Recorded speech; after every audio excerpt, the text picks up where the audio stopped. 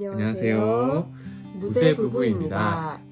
네, 오늘 말씀은 마가복음 4장 21절에서 34절까지의 말씀입니다.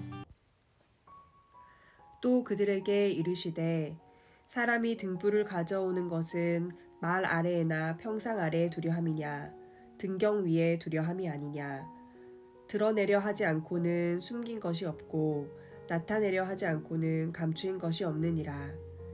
들을 귀 있는 자는 들으라. 또 이르시되 너희가 무엇을 듣는가 스스로 삼가라. 너희의 헤아리는 그 헤아림으로 너희가 헤아림을 받을 것이며 더 받으리니 있는 자는 받을 것이요 없는 자는 그 있는 것까지도 빼앗기리라. 또 이르시되 하나님의 나라는 사람이 씨를 땅에 뿌린과 같으니 그가 밤낮 자고 깨고 하는 중에 씨가 나서 자라되 어떻게 그리 되는지를 알지 못하느니라. 땅이 스스로 열매를 맺되 처음에는 싹이요 다음에는 이삭이요 그 다음에는 이삭의 충실한 곡식이라. 열매가 익으면 곧 낫을 대나니 이는 추수 때가 이르렀음이라. 또 이르시되 우리가 하나님의 나라를 어떻게 비교하며 또 무슨 비유로 나타낼까. 겨자씨 한 알과 같으니 땅에 심길 때에는 땅 위의 모든 씨보다 작은 것이로되 심긴 후에는 자라서 모든 풀보다 커지며 큰 가지를 내나니 공중의 새들이 그 그늘에 깃들일 만큼 되느니라. 예수께서 이러한 많은 비유로 그들이 알아들을 수 있는 대로 말씀을 가르치시되 비유가 아니면 말씀하지 아니하시고 다만 혼자 계실 때에 그 제자들에게 모든 것을 해석하시더라.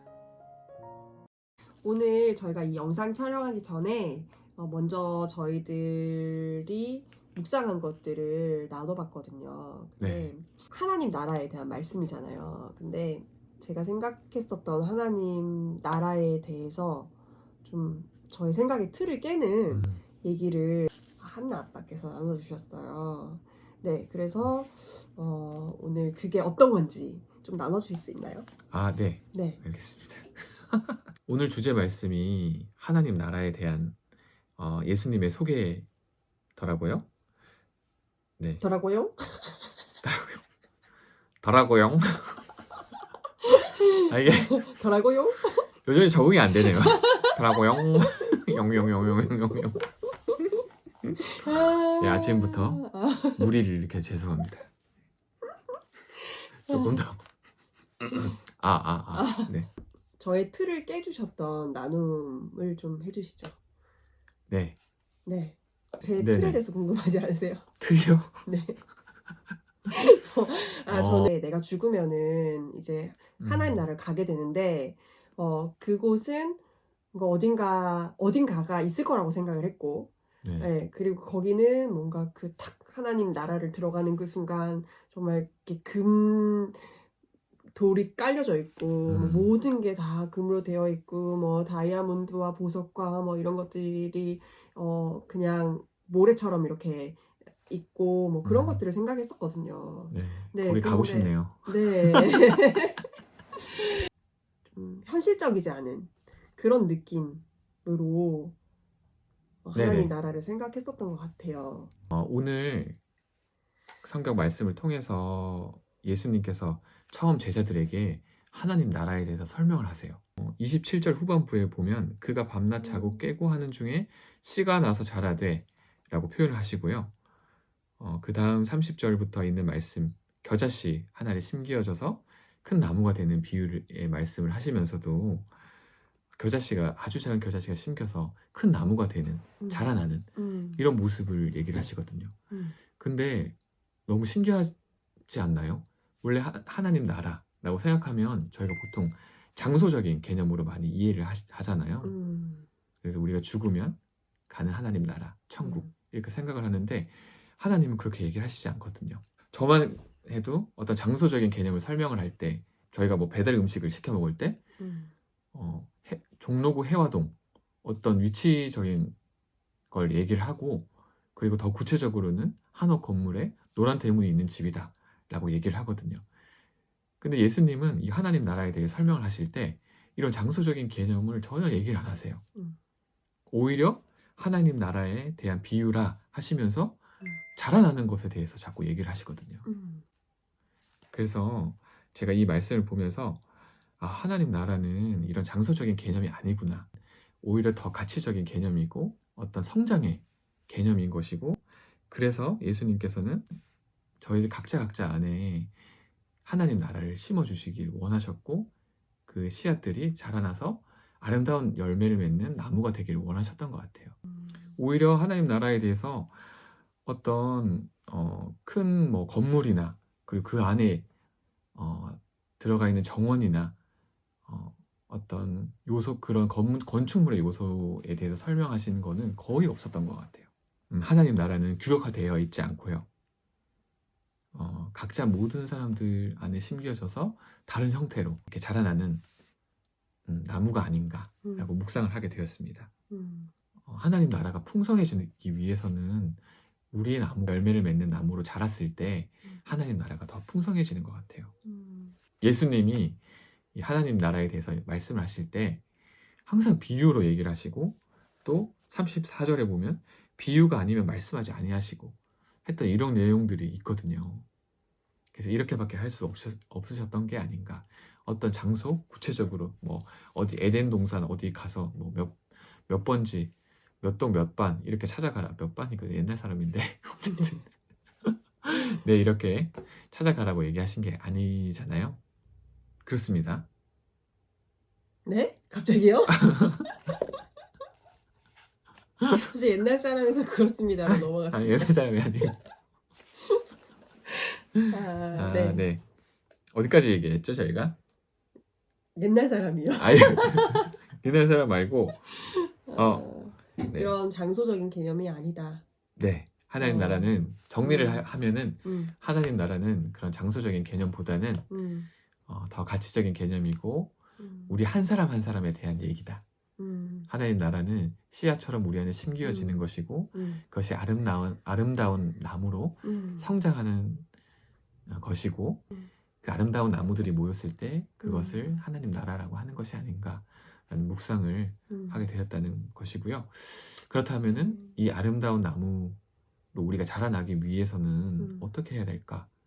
그리고 또 나는 지금 과연 아름다운 나무가 되었나? 지금 나는 어떤 나무지? 라는 생각을 하게 됐고, 또 저를 다시 되돌아보게 되는 그런 묵상을 해봤는데요. 저를 되돌아보면 아직까지 너무 부족한 나무인 것 같아서 좀 속상한 생각이 들더라고요. 그랬는데 하나님이 위로의 메시지를 주셨어요. 27절에 보면 그가 밤낮 자고 깨고 하는 중에 씨가 나서 자라되 어떻게 그리 되는지를 알지 못하고 또 땅이 스스로 열매를 맺었다고 돼 있거든요. 네, 땅이 스스로 열매를 맺었다고. 제가 노력해서 제가 아름다운 나무가 되었다면 저는 아마 더 좌절을 하지 않았을까. 하지만 하나님께서는 분명 말씀 속에서 하나님이 자라게 하시고 열매 맺는 것에 대해서 말씀해 주시고 괜찮다라고 얘기를 해주시는 것 같았어요. 괜찮아, 너무 서두르지 마. 너가 큰 나무가 되고 싶고 큰 나무가 되어서 다른 사람들에게 그늘이 되어주고 많은 열매를 맺어서 다른 사람에게 좋은 열매를 주고 싶어 하는 마음을 내가 안다. 하지만 걱정하지 마라.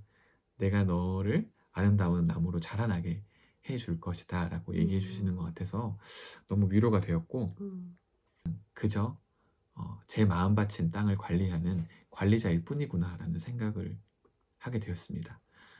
제가 할 일은 이 땅을 조금 더 비옥하게 하고 하나님의 말씀을 조금 더 잘 자라나게 할 수 있는 거름 같은 역할을 하는 그런 땅이 아닌가 라는 생각을 했고, 이 땅을 더 비옥하게 하기 위해서 이런 큐티 나눔을 하면서 말씀 묵상을 하면서 저의 마음밭이 더 비옥하게 되고, 이것은 꼭 하나님께서 저를 아름다운 나무로 자라나게 하시는 기초가 되지 않을까 라는 생각을 하게 되었습니다. 네. 그래서 열심히 힘들지만 매일매일 말씀 묵상하고 이렇게 또 여러분들과 함께 말씀을 나누고 그 은혜를 누리고 싶다라는 소망이 들었습니다. 아멘. 네, 아멘. 네. 네, 한나 엄마는 네. 조금 더 이 말씀을 음. 통해서 음. 예수님의 마음에 대해서 좀 나눠주셨었잖아요. 네. 그래서 어떤 예수님의 마음에 대해서 묵상을 하셨는지 좀 나눠주면 좋을 것 같습니다. 예수님의 마음, 네, 느껴지더라고요. 느껴요.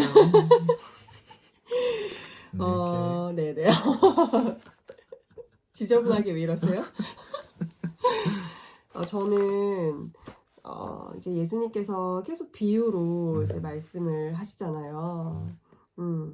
그리고 이제 그 항상 그 여기 말씀 몇 절이더라? 30절 말씀에서 네. 특히 더 많이 볼 수 있었는데요. 네. 또 이르시되 우리가 하나님의 나라를 어떻게 비교하며 또 무슨 비유로 나타낼까? 이 말씀을 하시는 예수님을 상상해 봤어요. 네. 예수님 앞에서도 계속 이제 우리들에게 비유로 말씀을 해주시는데 뭔가 비유를 할 때는 좀 더 잘 설명을 해주기 위해서 그렇죠. 그 사람에게 그 상대에게 뭔가 좀 더 잘 이해시키기 위해서 네, 더 우리가 생생하게. 그렇죠. 그럴 때 우리가 비유를 많이 쓰잖아요. 네. 예를 들어서 뭐 이런 얘기도 하면서 네, 근데 이제 예수님께서는 계속 26절도 또 이르시되 30절도 또 이르시되 어떻게 하면은 또 무슨 비유로 나타낼까 이러시면서 이제 예수님이 말씀을 하시는데 이게 너무 좋은 거야. 천국은 그치. 너무 아름다운 거야. 천국을 맛본 자 그리고 천국을 가진 자가 소개해 줄 수 있는 부분이잖아요. 그렇죠. 근데 그거를 너무 이제 좋은 것을 최고의 것을 우리한테 설명을 해주고 싶은 예수님의 그래서, 마음. 네. 그때 되게 예수님도 설레하셨던 게 아닌가 네, 라는 생각을 해보게 됐어요. 네. 그래서 얘들아 이 천국은 너희들이 잘나서 너희들이 잘해서 주는 게 아니라 이 천국은 선물 같은 거야. 근데 이 선물이 기다리고 있어. 근데 이 선물을 너희가 기대해도 돼. 이런 메시지로 저는 좀 느껴졌거든요. 저도 제 안에 있는 이 작은 천국을 이웃들과 나눌 수 있었으면 좋겠다라는 생각을 해봤어요. 네. 네. 어떻게 하면은 네.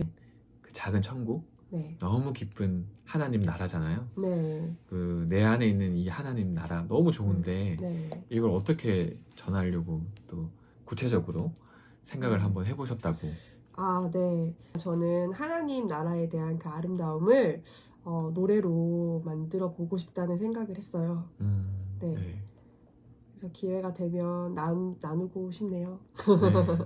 속히 좋은 노래로, 네, 좋은 가사로 네, 함께 들어봤으면 좋겠습니다. 네, 빨리 만드셔서요. 네. 네. 알겠습니다. 네. 천국에 대한 얘기를 하는 것만으로도 되게 네. 기쁜 것 같아요. 좀 지쳐 있었거든요 오늘. 네. 근데 네, 되게 그냥 기쁘네요. 행복하네요. 네. 하나님 나라는 물론 이제 저희가 죽어서 가기도 하지만 지금 여기 이 자리에 있는 것이 바로 하나님 나라고 하나님께서 하나님의 통치가 임하는 바로 이곳이 우리 마음속이 그리고 우리의 가정이 하나님 나라가 되었을 때 회복이 일어나고 새로운 힘이 솟고 어려운 역경을 이겨낼 수 있는 놀라운 은혜가 있는 것 같습니다. 아멘. 아멘. 여러분들도 멀리 있는 그런 하나님 나라가 아니라 지금 내 앞에, 지금 내 옆에 바로 와 있는 그 하나님 나라에 대한 이야기들을 묵상해보고 여러분 안에 이미 와 있는 하나님 나라 생각해보는 하루가 되셨으면 좋겠습니다. 네. 아멘. 아멘. 네, 오늘 묵상은 이것으로 마치면 될까요? 네. 아멘. 네. 네, 인사는 자 하나, 둘, 셋. 네. 평안하소서. 무. 셋. 이렇게 셋. 파이팅. 네, 좀 더 연습하도록 네, 하겠습니다. 죄송합니다. 네. 좋은 하루 되세요.